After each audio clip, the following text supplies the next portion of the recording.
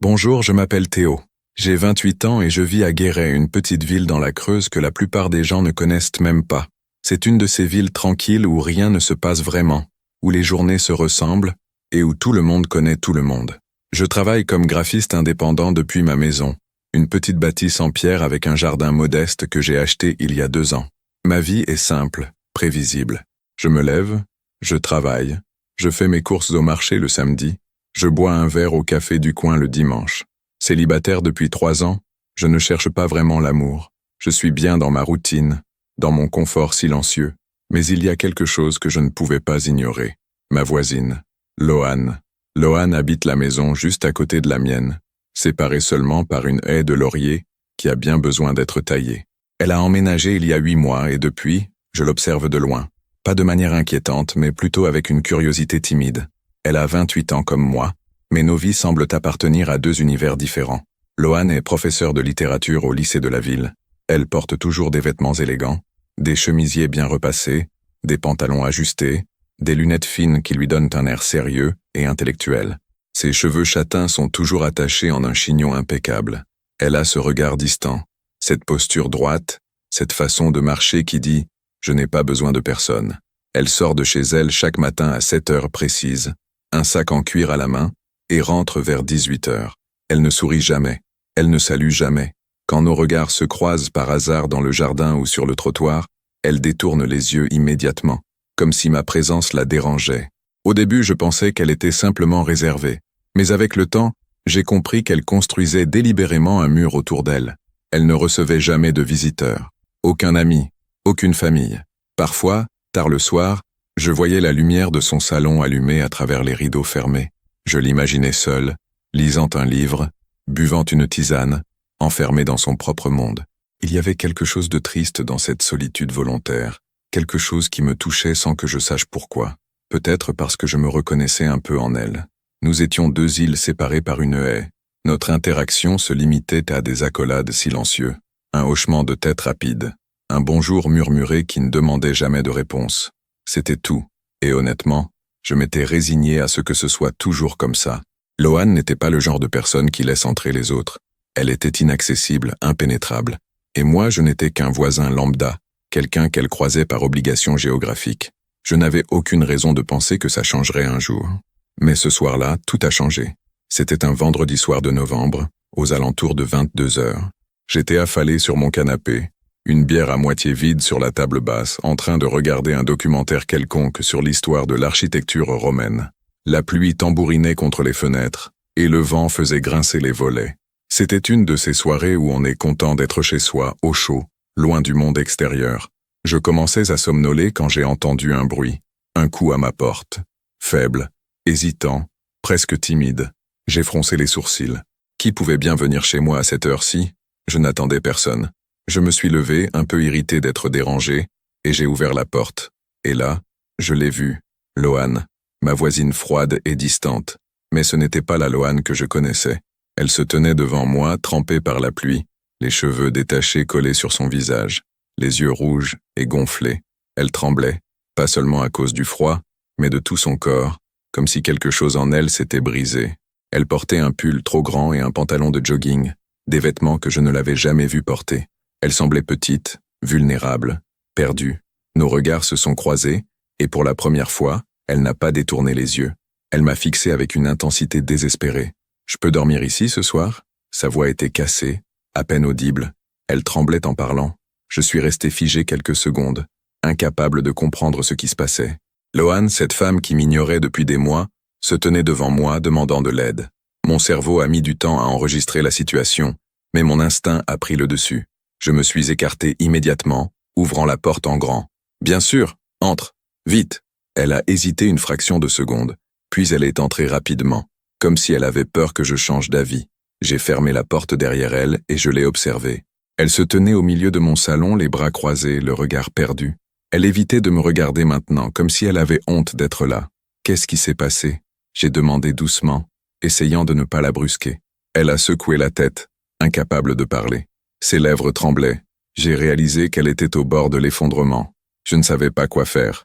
Je ne la connaissais pas. Je ne savais rien d'elle.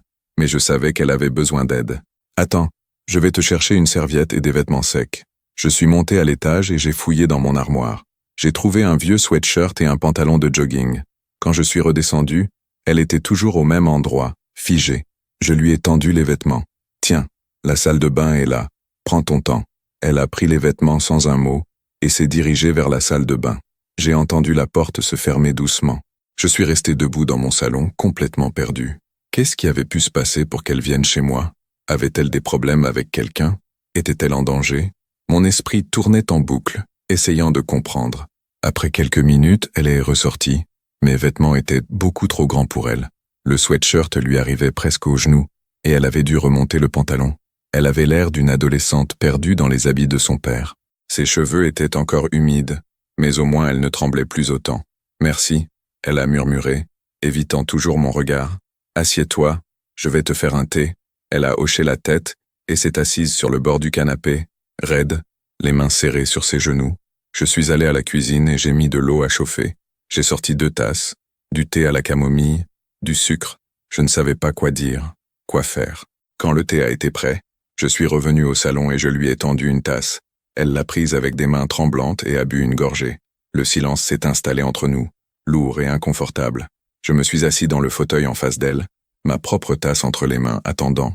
Finalement, elle a parlé. « Je suis désolé de débarquer comme ça. » Sa voix était basse, éraillée. « Tu ne me connais même pas. Je n'aurais pas dû. »« Ne t'excuse pas, » j'ai dit rapidement. « Tu as bien fait de venir. Si tu as besoin d'aide, je suis là. » Elle a levé les yeux vers moi pour la première fois, et j'ai vu quelque chose dans son regard. De la reconnaissance, peut-être, ou de la surprise. Comme si elle n'avait pas l'habitude qu'on soit gentil avec elle. C'est juste que je ne pouvais pas rester chez moi ce soir. Elle a hésité, cherchant ses mots. Mon ex, il est venu, il a frappé à ma porte. Il criait, il voulait qu'on parle, mais je ne veux plus lui parler. C'est fini depuis 6 mois, mais il ne comprend pas. Il refuse de lâcher prise. J'ai senti une colère sourde monter en moi. Il t'a fait du mal? Elle a secoué la tête. Non, enfin, pas physiquement, mais il me fait peur. Il est devenu obsessif. Il m'envoie des messages toute la journée. Il attend devant le lycée. Il surveille ma maison. Ce soir, il était ivre. Il criait qu'il m'aimait, qu'il ne pouvait pas vivre sans moi. J'ai eu peur qu'il entre. Elle a posé sa tasse, les mains tremblantes. J'ai pensé appeler la police, mais je ne sais pas. Je me suis dit que ça empirerait les choses. Alors je suis parti. Et la seule porte où je pouvais frapper, c'était la tienne. Je suis resté silencieux un moment, digérant ce qu'elle venait de me dire. Loan vivait avec cette terreur depuis des mois, seule, sans personne pour l'aider. Et elle avait choisi ma porte. Tu as bien fait, j'ai dit fermement. Tu peux rester ici ce soir, et demain, on trouvera une solution. Mais tu n'as pas à retourner là-bas si tu ne te sens pas en sécurité. Elle m'a regardé avec des yeux brillants de larmes retenues. Merci Théo, vraiment.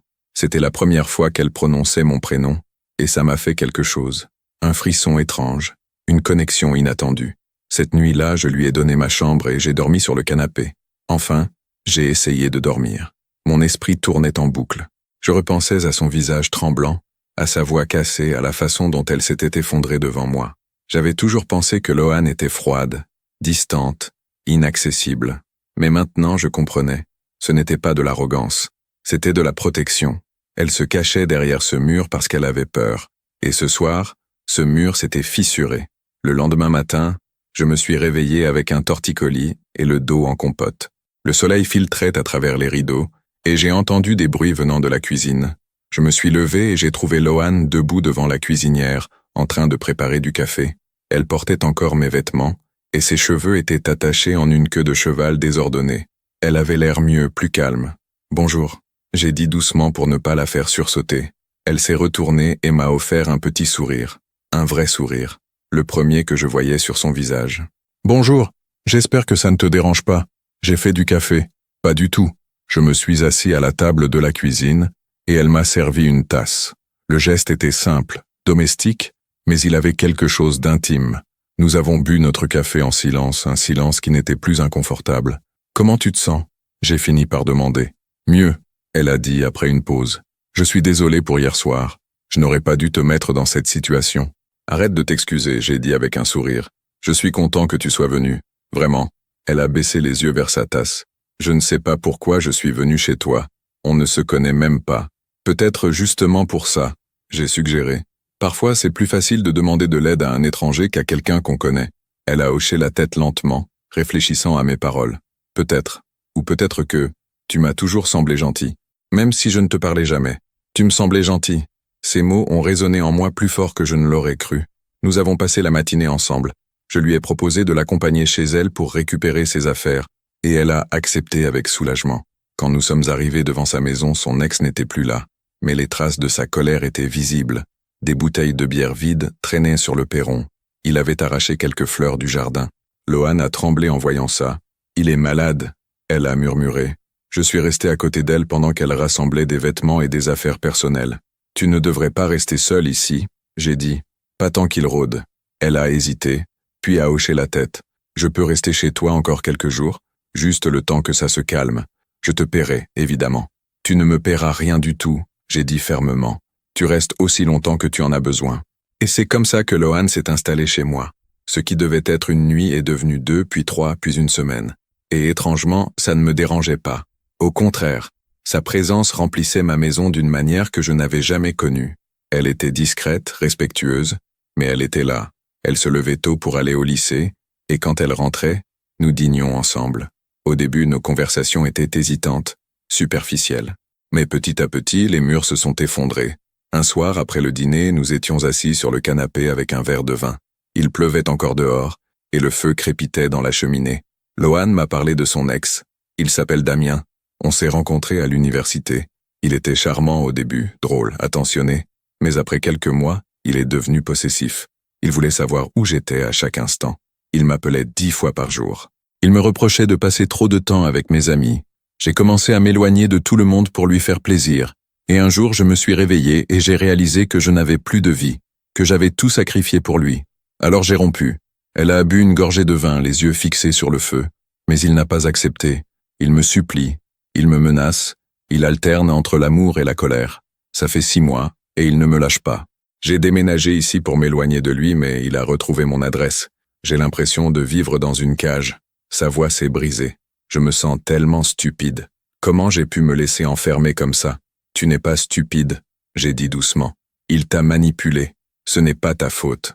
Elle m'a regardé, les larmes aux yeux. Parfois, je me demande si je mérite d'être heureuse, si je mérite quelqu'un de bien. Tu mérites tout, j'ai dit sans réfléchir. Tu mérites d'être en sécurité, d'être respectée, d'être aimée, et tu mérites de vivre sans avoir peur. Elle s'est penchée vers moi et a posé sa tête sur mon épaule. C'était un geste simple, mais il a tout changé. Mon cœur s'est accéléré. J'ai senti la chaleur de son corps contre le mien, l'odeur de son shampoing, la douceur de ses cheveux. J'ai passé mon bras autour d'elle et elle s'est blottie contre moi.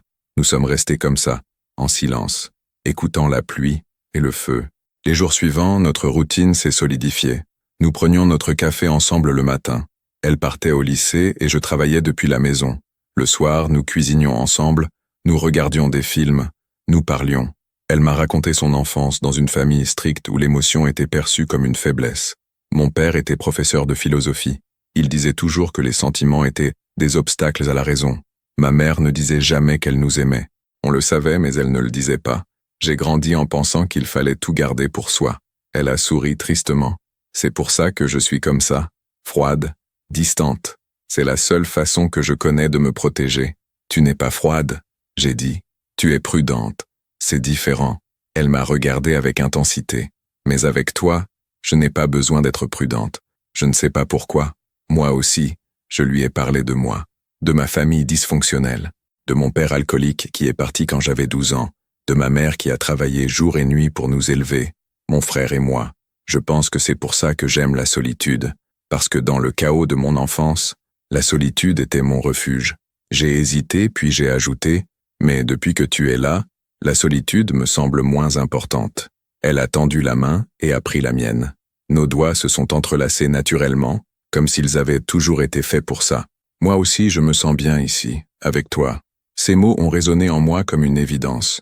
Ce qui s'était construit entre nous en quelques semaines était plus fort que tout ce que j'avais connu. Ce n'était pas juste de l'attirance physique, c'était une connexion profonde, une reconnaissance mutuelle. Nous étions 2 âmes blessées qui avaient trouvé refuge l'une dans l'autre. Un soir, environ 3 semaines après son arrivée, nous étions en train de préparer le dîner ensemble. Je coupais des légumes pendant qu'elle faisait revenir de la viande dans une poêle. Nous plaisantions sur quelque chose de stupide, et elle a ri, un vrai rire, léger et spontané. Je me suis arrêté de couper, et je l'ai regardée. Elle était magnifique. Ses cheveux détachés tombaient sur ses épaules. Elle portait un de mes vieux t-shirts et un jean. Elle n'avait pas de maquillage, pas de masque. Elle était juste elle-même, authentique et vivante. Quoi? Elle a demandé en remarquant mon regard. Tu es belle. Les mots sont sortis tout seuls, sans filtre. Elle a rougi, détournant le regard. Théo, c'est vrai, j'ai insisté. Tu es belle, et tu mérites qu'on te le dise. Elle a posé la cuillère en bois et s'est tournée vers moi. Nous nous sommes regardés pendant un long moment, le temps suspendu entre nous. Puis, lentement, elle s'est approchée. Mon cœur battait si fort que j'avais l'impression qu'il allait exploser. Elle s'est arrêtée à quelques centimètres de moi, hésitante. Théo, Elle n'a pas fini sa phrase. Je me suis penché et j'ai posé mes lèvres sur les siennes. Le baiser a été doux au début, tendre et exploratoire. Puis il s'est approfondi, chargé de toute l'émotion accumulée pendant ces semaines. Ses mains ont trouvé mon visage, et mes bras l'ont entouré, la serrant contre moi. Quand nous nous sommes séparés, nous étions tous les deux à bout de souffle. Je ne veux pas gâcher ce qu'on a, elle a murmuré, le front contre le mien. Tu ne gâches rien, j'ai dit. Au contraire, tu rends tout meilleur. Elle a souri, les larmes aux yeux. J'ai tellement peur, Théo. Peur de me perdre encore. Peur de te perdre. Tu ne me perdras pas, j'ai promis. Je suis là, et je reste. Cette nuit-là, nous n'avons pas dormi séparément. Elle est restée dans mes bras, et j'ai senti son souffle régulier contre ma poitrine. J'ai réalisé que pour la première fois depuis des années, je n'avais pas peur de l'intimité. Avec Lohan, tout semblait naturel, évident. Les semaines suivantes ont été un mélange de bonheur intense et de tensions sous-jacentes. Damien continuait de harceler Lohan. Il lui envoyait des messages menaçants, il passait devant ma maison en voiture, il laissait des lettres sur son pare-brise au lycée. Lohan vivait dans une anxiété constante. Un soir, alors que nous étions couchés, elle m'a dit « J'ai peur qu'il te fasse du mal, qu'il s'en prenne à toi à cause de moi. Je peux me défendre, j'ai dit, et je ne te laisserai pas affronter ça seul. Mais tu ne devrais pas avoir à affronter ça. Ce n'est pas ton problème. Si c'est ton problème, c'est mon problème, j'ai dit fermement. On est ensemble, maintenant. Ça veut dire qu'on fait face aux choses ensemble. » Elle a fini par porter plainte. La police a pris ses déclarations au sérieux et a émis une ordonnance de restriction contre Damien. Il devait rester à au moins 100 mètres d'elle. Pendant quelques jours, tout est redevenu calme. Trop calme. Lohan était soulagée, mais aussi méfiante. Il ne va pas abandonner comme ça, elle a dit. Je le connais. Il va trouver un moyen. Et elle avait raison. Un soir, alors que nous rentrions d'une promenade en ville, nous l'avons vu. Il était devant ma maison appuyé contre sa voiture, les bras croisés. Mon sang n'a fait qu'un tour. Reste derrière moi, j'ai dit à Lohan. Théo, non. Reste derrière moi. Je me suis avancé vers lui, le cœur battant. Il était grand, musclé, le regard dur. Tu dois être le nouveau. Il a dit avec un sourire méprisant. Tu crois que tu peux me la prendre comme ça? Elle est à moi. Elle n'appartient à personne. J'ai répondu calmement. Et tu violes une ordonnance de restriction. La police sera là dans quelques minutes. J'avais déjà composé le numéro avant de sortir de la voiture. Il a ricané. La police. Bien sûr. Tu te caches derrière eux parce que tu es un lâche. Je ne me cache pas, j'ai dit. Mais je ne vais pas non plus tomber dans ton jeu. Tu n'as rien à faire ici. Il a fait un pas vers moi, menaçant. Tu ne comprends pas. Lohan et moi, c'est compliqué. On a une histoire. Tu n'es qu'un passant. C'est fini, Damien.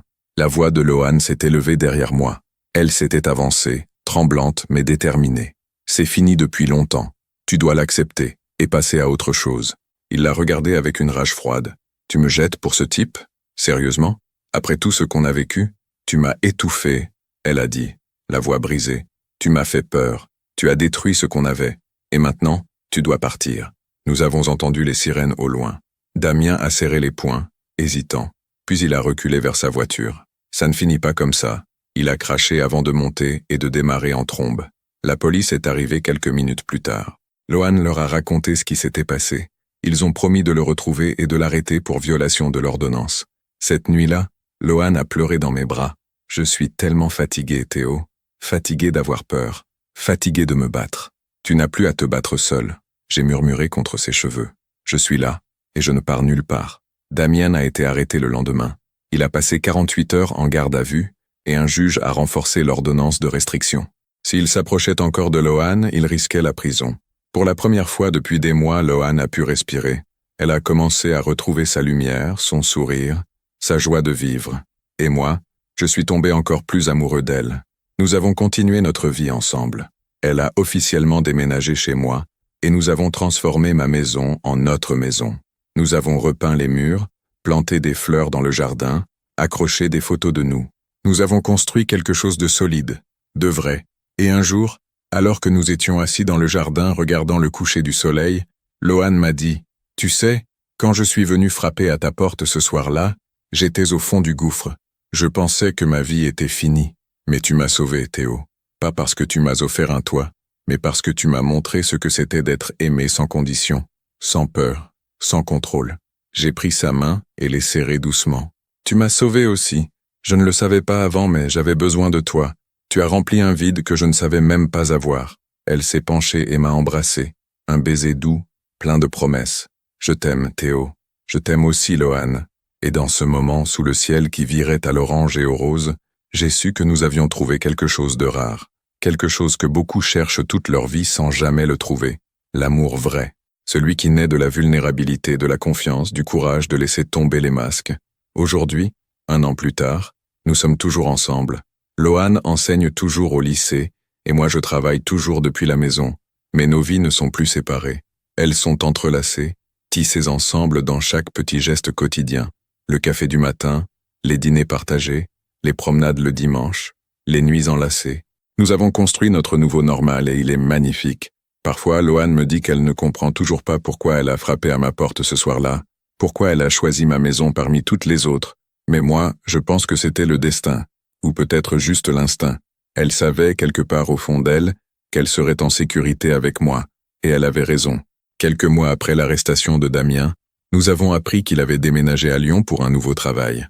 Sa famille l'avait convaincu de suivre une thérapie, et selon les échos que nous avons eus, il semblait finalement accepter la fin de leur relation.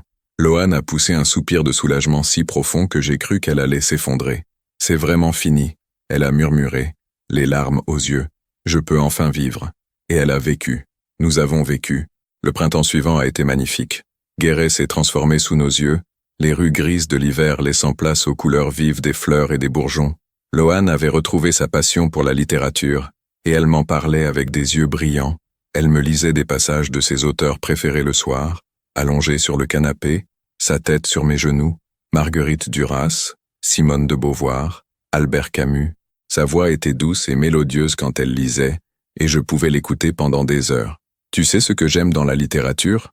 Elle m'a dit un soir. « C'est que les mots peuvent capturer ce qu'on ne sait pas dire, tout ce qu'on ressent mais qu'on n'arrive pas à exprimer. Les écrivains le font pour nous. » Elle a fermé le livre et m'a regardé. « Mais avec toi, je n'ai plus besoin des mots des autres. Je trouve mes propres mots. » J'ai souri et j'ai caressé ses cheveux. « Et quels sont tes mots ? Je t'aime. Je suis heureuse. Je suis chez moi. » 3 phrases simples mais qui contenaient tout un univers. Moi aussi, j'avais trouvé mes mots avec elle. Moi aussi, j'étais chez moi. Nous avons commencé à explorer la région ensemble. Les week-ends, nous prenions la voiture et nous nous perdions sur les petites routes de la Creuse. Nous avons découvert des villages oubliés, des églises romanes, des lacs cachés au milieu des forêts. Nous pique-niquions au bord de l'eau. Nous marchions dans les sentiers boueux. Nous nous embrassions sous les arbres centenaires. C'était simple, mais c'était parfait. Lohan adorait photographier ces moments.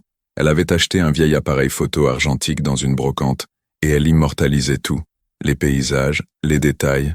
Moi, pourquoi tu me prends toujours en photo ? J'ai demandé un jour, un peu gêné. Parce que je veux me souvenir de tout ça. Elle a répondu. De cette période où tout était nouveau, où on découvrait le monde ensemble, et où j'ai appris ce que c'était d'être vraiment heureuse. L'été est arrivé, et avec lui, une décision importante. Lohan voulait inviter ses parents à dîner. Elle ne leur avait pas parlé de moi et elle appréhendait leur réaction. Ils sont très traditionnels, elle m'a expliqué. Ils vont avoir des questions. Ils vont vouloir savoir qui tu es, ce que tu fais, si tu es sérieux. Et je ne sais pas comment ils vont réagir quand ils vont apprendre que je vis avec toi. Tu as peur qu'ils désapprouvent ? Oui, non, je ne sais pas. J'ai juste peur qu'ils gâchent ce qu'on a. J'ai pris ses mains dans les miennes. Lohan, je suis sérieux, je t'aime, et je veux construire une vie avec toi. Si tes parents veulent me rencontrer, je serai là, et je leur montrerai que tu es en de bonnes mains. Le dîner a été tendu au début. Les parents de Lohan, Bernard et Clémence me sont arrivés avec une certaine raideur. Bernard était un homme grand et austère, avec des lunettes et une barbe grise. Clémence était petite, élégante, avec un regard scrutateur. Ils m'ont serré la main avec politesse, mais je sentais leur méfiance. Pendant le repas, Bernard m'a posé des questions directes. Que faites-vous dans la vie, Théo? Je suis graphiste indépendant. Je travaille principalement pour des petites entreprises locales et quelques clients à distance. Et vous gagnez bien votre vie? Suffisamment pour vivre confortablement, oui?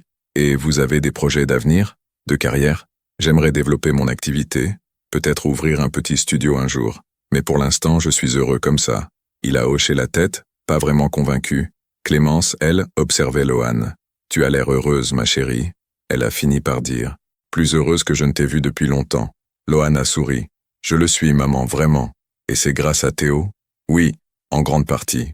Clémence m'a regardé alors, et j'ai vu quelque chose de différent dans son regard. De la reconnaissance, peut-être. Alors je suppose que je dois vous remercier. Vous n'avez rien à me remercier, j'ai dit. Loan a fait tout le travail.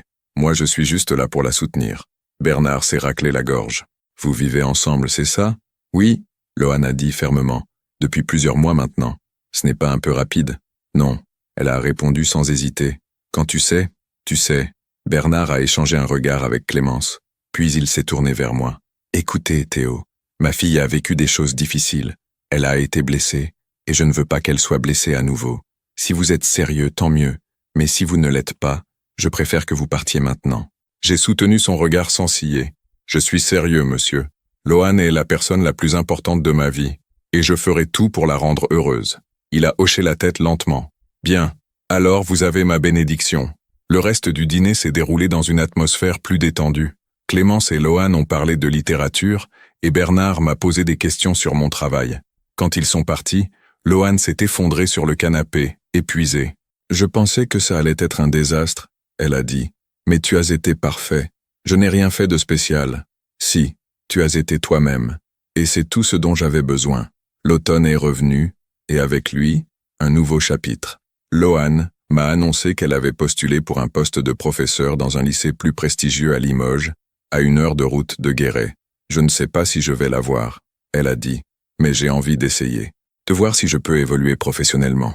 Tu devrais, j'ai encouragé. Tu es brillante. Il serait idiot de ne pas te prendre. Quelques semaines plus tard, elle a reçu la réponse. Elle avait été acceptée. Elle était folle de joie, mais aussi inquiète.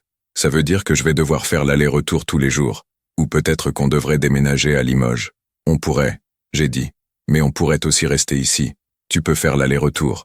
Et si ça devient trop dur, on avisera. Elle a commencé son nouveau poste en janvier. Les premiers mois ont été épuisants pour elle. Elle partait tôt le matin et rentrait tard le soir. Fatiguée, mais heureuse. Les élèves sont incroyables, elle me racontait. Ils sont motivés, curieux.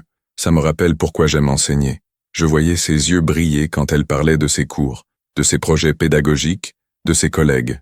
Elle s'épanouissait, et ça me rendait heureux. Mais il y avait aussi des moments difficiles. Les longues heures de route, la fatigue accumulée, le temps qu'on passait moins ensemble. Un soir, après une semaine particulièrement dure, Loan est rentrée en larmes. « Je n'y arrive plus, Théo », elle a dit. « Je suis épuisée. J'ai l'impression de ne plus avoir de temps pour nous, pour moi. » Je l'ai prise dans mes bras et je l'ai laissée pleurer. « On va trouver une solution », j'ai murmuré. « Peut-être qu'on devrait déménager finalement, à Limoges, ou dans un village entre les deux. » Elle a levé les yeux vers moi. « Mais tu travailles d'ici. Tes clients sont ici. Je peux travailler de n'importe où. » J'ai dit. « L'important, c'est qu'on soit ensemble. Le reste, on s'en fiche. » Nous avons pris notre temps pour réfléchir. Nous avons visité des maisons à Limoges, mais rien ne nous parlait.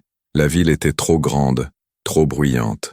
Nous avons ensuite exploré les villages aux alentours, et c'est là que nous avons trouvé une petite maison en pierre dans un village appelé Saint-Léonard de Noblat, à mi-chemin entre Guéret et Limoges. Elle avait un grand jardin, une vue sur les collines, et cette atmosphère paisible que nous aimions tant. « C'est parfait », Loan a dit en visitant la maison. « C'est vraiment chez nous.